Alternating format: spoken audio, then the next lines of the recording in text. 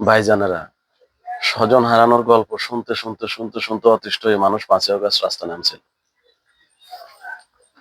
বর্তমানে জনাব তারেক রহমান ভাইয়ের জ্ঞান, পরিকল্পনা, নেতৃত্বে যখন বাংলাদেশের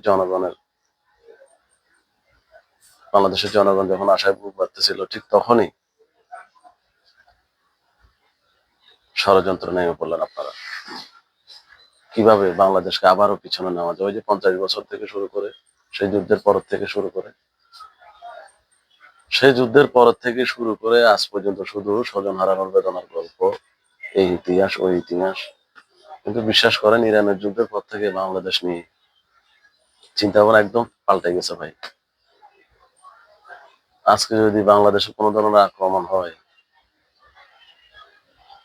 আমি চিন্তা করি যদি কি যে হবে। ওই দিন একটা চ্যানেলে দেখলাম, যদি বাংলাদেশে যদি পারমাণবিক হামলা হয়, ঢাকায় যদি একটা বোমা পড়ে, মানে কি পরিস্থিতিটা হবে, এটা রিয়াকশন কি হবে।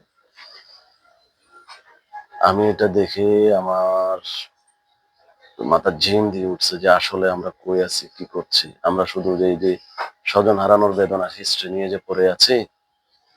বাংলাদেশে আসলে কি হচ্ছে, বাংলাদেশ কি করছে, বাংলাদেশের ভবিষ্যৎ কি। রাজনীতিতে আগে দেখতাম মানুষ কোনো কিছুর প্রয়োজন হলে সেটা টাকা দিয়ে চেষ্টা করত, টাকা দিয়ে ব্যর্থ হলে এরপর শক্তি প্রয়োগ করত, শক্তি দিয়ে ব্যর্থ হলে সেটা সর্বোপরি সিদ্ধান্তকেই ষড়যন্ত্রে লিপ্ত হতো। এখন যেমন গুটি গুটি এক পা দুপা করে বাংলাদেশ একটি গণতান্ত্রিক পথে এগোচ্ছে, বিশেষ করে সুপ্রতিষ্ঠিত ভাবে প্রতিষ্ঠিত করার জন্য এগোচ্ছে। হ্যাঁ, বিভিন্ন শ্রদ্ধেয় ব্যক্তিবর্গদের হাত ধরে, ঠিক তখনই নতুন করে ষড়যন্ত্র নানাভাবে কূটকৌশলে করা আরম্ভ করল, যাতে অক্সিলারি হয়ে কাজ করছেন আমাদের বাংলাদেশের কয়েকটি উদীয়মান রাজনৈতিক শক্তি। কিন্তু এটা করে বাংলাদেশের আলটিমেটলি মনে হয় না কিছু হবে। আপনি দুই জায়গায় একটা মানুষ রাস্তায় মারি ফেললেন, এটা তো ভাই জেনারেল নলেজ, সহজ কথা। বাংলাদেশ জাতীয়তাবাদী দল বিএনপিতে আওয়ামী লীগের কিছু লোক ঢুকে নাই, আপনারা মনে করেন ঢুকে নাই? অবশ্যই ঢুকছে। এগুলো পরিকল্পিত ভাবে করা হয়েছে, যেগুলোকে শুদ্ধি অভিযানের মাধ্যমে বের করা হবে অচিরেই ইনশাআল্লাহ। ওটার প্রোগ্রাম হাতে নিয়েছে জনাব তারেক রহমানের নির্দেশে এটা হচ্ছে। আশা করছি সময় লাগবে। তো বৃহৎ আকার রাজনৈতিক দল, বুঝেন, এটা তো ছোটখাটো একটা দল নয়, এটা তো সারা বাংলাদেশ এটাকে অন করে। তৃণমূলই হচ্ছে বাংলাদেশ জাতীয়তাবাদী দলের মেইন শক্তি। তাহলে বাংলাদেশের প্রেক্ষাপটে তো বোঝাই যাচ্ছে একটু সময় লাগবে। এখন এই লোকগুলো দিয়ে এসব উল্টাপাল্টা কাজ করায়, এদের হিস্ট্রি ঘাটলে কিন্তু বের হচ্ছে এরা আসলে আগে কি ছিল, কি করছিল। কাজ করে এগুলো বিএনপির ঘাড়ে দিচ্ছেন, এগুলোকে হাতিয়ার হিসেবে কয়েকটি রাজনৈতিক দল ব্যবহার করছেন। কিন্তু আসলে আগে এটার ফায়দা কিছুই নাই। সবকিছুর মূলে বাংলাদেশের নিজেরই ক্ষতি। বেনিফিটেড হচ্ছেন পরাজিত শক্তিরা, ভারতের এজেন্টরা, যারা ভারতের কাছে আর বেশি দিন থাকতো না, আমাদের দেশ তো বিক্রি হয়ে যাইতো। আমরা গেছিলাম বিক্রি হয়ে, আল্লাহ সুবহানাহু ওয়া তাআলা আমাদেরকে রক্ষা করেছেন। এখন যেটা বলতে চাচ্ছি আপনার, জি যাই হোক, যা বলছিলাম, এসব ছল ছাতুরি, এসব আহামকি কাজ, যেসব কাজ মানুষকে নিঃস্ব করে দেয়, মায়ের বুক খালি করে, এগুলো আর কয়দিন, এগুলো এবার একটু শেষ করেন। এগুলো শেষ হওয়া দরকার বাংলাদেশে। আমি তো খুবই নগণ্য একজন, তারপরও আমি চিন্তা করছি, আমার চিন্তাধারাটা বা আমার মনের কথাগুলো শেয়ার করি, এই জন্য আসলে বলা। এগুলো বাদ দেন, বাংলাদেশটা আসলে এগুলো করে করে বাংলাদেশটা পিছনে চলে যাচ্ছে।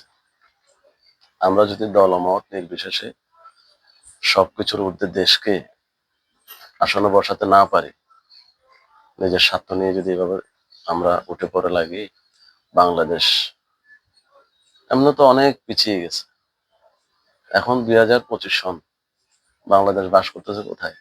আমি মনে করি 2000, এখনো 2000, হ্যাঁ 2010-12 সালের দিকে বাংলাদেশ পড়ে আছে। অথচ পৃথিবী কিভাবে আগাচ্ছে আর আমরা কি করছি? হ্যাঁ, বাংলাদেশে একটা সেমিকন্ডাক্টরের কারখানা হবে, যেটা হলে আমাদের আইটি জগতে জিনিসপাতির দাম অনেক কমে যাবে আশা করছি। ভালো একটা কর্মসংস্থান সৃষ্টি হবে। চিন্তা করেন, আপনি বানাচ্ছেন সিঙ্গারা সমোসা, আর ওরা বানায় কি? ওরা বানায় ছোট ছোট স্ক্রু। একটা স্ক্রু বিক্রি করে ওরা লাভ করে 5-6 টাকা, আপনি সিঙ্গারা বিক্রি করে লাভ করেন 3 টাকা। এই সিঙ্গারাটা বানাইতে আপনার কি করা লাগে? কত ধরনের আবর্জনা, এটা সেটা, হ্যাঁ, এটা কিনো, এটাকে সিলো, এটাকে সিলার পরে এগুলোকে ওয়াশ করো, ওয়াশ করার পর এটাকে কাটো, নাইসলি কাটার পর এটাকে সুন্দর করে সবকিছু দিয়ে গুছাই, এটাকে তেলে ভাজো, ভাজার পর এটাকে, হ্যাঁ, শোকেজে সাজাও, সাজার পর কাস্টমার আসবে, খাবে, খাওয়ার পর টিস্যু দিয়ে মুখ মুছবে, ফেলবে, মানে সব কিছু কি সেকেলে হয়ে আছে। অথচ বাংলাদেশ ইচ্ছে করলে আধুনিক হতে পারে। বাংলাদেশের উচিত নতুন ভাবে চিন্তা করা সবকিছু। হ্যাঁ, আমাদের দেশে এই সেমিকন্ডাক্টরের কারখানা হবে। আমাদের দেশে বিভিন্ন, মানে যে জিনিসগুলো আইটি রিলেটেড, এসবের কারখানাগুলো করলে বর্জ্য হবে কম, পরিশ্রম হবে কম, কর্মসংস্থান হবে বেশি, আমাদের রেভিনিউ হবে বেশি। শুধু গতানুগতিক রাজনীতি চেঞ্জ হবে না, আশা করব বাংলাদেশের এই জিনিসগুলো চেঞ্জ হওয়া উচিত। হ্যাঁ, তো এইসব ষড়যন্ত্র মন্ত্র বাদ দিয়ে বাংলাদেশের কল্যাণে কাজ করুন, সবার কাছে এই আহ্বানে থাকবে। কারণ ভাই আর ভাল লাগে না, মাঝে মধ্যে মন চায় কেন যে এই দেশে জন্ম নিলাম, সারাদিন কাউকে চেলার মধ্যে দিয়ে দিন যায়। সকালে উঠলে এর বদনামে ওর বদনাম, মানে কি একটা আজগবি, মানে এর মধ্যে আছি বুঝতেছি না কেমনে যে আল্লাহ এই দেশে পাঠাইলো। মাঝে মধ্যে এটা, আমাদের দেশকে অনেকে চিনেই না ইউরোপ কান্ট্রিতে। ওই দিন একজন ইউটিউবে দেখলাম, একজন আরেকজনকে জিজ্ঞেস করছে, ভাই কি, মানে বাংলাদেশ নিয়ে একটা কোয়েশ্চেন করছিল, সে চিনে না। ঠিক আছে, মানে বিষয়টা চিন্তা করা যায়, বাংলাদেশ একটা দেশ, আমরা নিজেরা এত কিছু ভাবি, হ্যাঁ, এই করবো সে করবো, হ্যান করবে হামসে বাড়া কই নেই, আসলে বাংলাদেশকে চিনেই না। তাহলে আমরা সেই দেশের একটা জাতি, আমাদের কত ফাপড়, আমাদের কত জারি, কত ফাপড়, কত হ্যাডম, মানে অথচ আমাদেরকে কেউ চিনেই না। পৃথিবীর একটা অংশ আমাদের দেশকে চিনেই না, চিনলেও ভাবে কি ওই বস্তি টাইপের ভাবে, মনে করে যে ওর এটা কি, এমনি তো থার্ড ওয়ার্ল্ডে কি পৃথিবীর বিশ্বের দারিদ্রতম দেশ আমরা। সুতরাং বাংলাদেশকে নিয়ে আমরা সবাই সুন্দরভাবে আগাই, এসব ষড়যন্ত্রমূলক কাজকর্ম থেকে বিরত থাকি। জনাব তারেক রহমানের 31 দফা আশা করছি বাস্তবায়ন হলে বাংলাদেশের মানুষ উপকৃত হবে। শহীদ প্রেসিডেন্ট জিয়া রহমানের স্বপ্ন বাস্তবায়িত হবে, যা আমাদের সবাইকে আপনার শান্তিতে থাকতে সহযোগিতা করবে, সবাইকে সুন্দর স্বপ্ন দেখতে সহযোগিতা করবে। সুতরাং আমরা সবাই দলমত বিশেষে একসাথে দেশের জন্য এগিয়ে যাব। ধন্যবাদ।